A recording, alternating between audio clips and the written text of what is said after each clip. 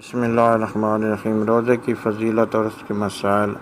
توحید و رسالت کی شہادت کے بعد نماز، روزہ، زکوٰۃ اور حج اسلام کے عناصر اربع ہیں، اور پھر ان چار چیزوں میں سے بھی نماز اور روزہ کی زیادہ اہمیت ہے، اس لیے کہ یہ ہر مسلمان پر فرض ہیں، جبکہ زکوٰۃ صاحب نصاب پر اور حج صاحب استطاعت پر فرض ہے۔ اس کے علاوہ روزہ داروں کے لیے جنت کا ایک دروازہ ریان مخصوص ہے، جس میں صرف روزہ دار ہی داخل ہوں گے، ان کے علاوہ کوئی اور اس دروازہ سے داخل نہیں ہوگا۔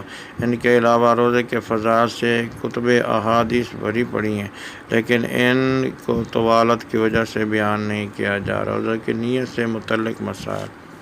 رمضان المبارک کے روزے کی نیت صبح صادق طلوع ہونے سے پہلے کر لینا بہتر ہے۔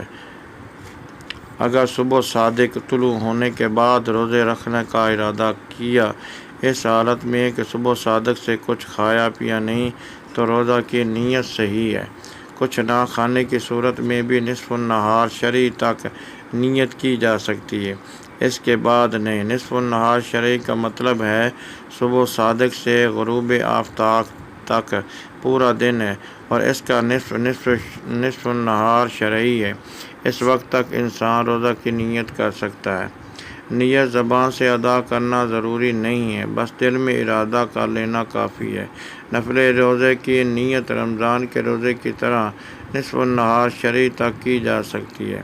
رمضان کے قضا روزوں کی نیت صبح صادق سے پہلے ہی ہو سکتی ہے، اس کے بعد رمضان کے قضا روزے کی نیت کرنا درست نہیں ہے۔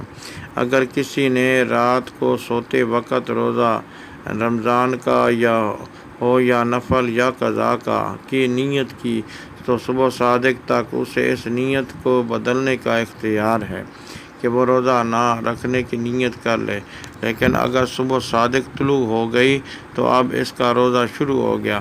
اب اگر وہ کچھ کھاتا پیتا ہے تو اس کا روزہ ٹوٹ جائے گا، اور رمضان کے روزے کی صورت میں اس پر کفارہ اور قضا، جبکہ نفل روزے کی صورت میں صرف قضا لازم ہوگی۔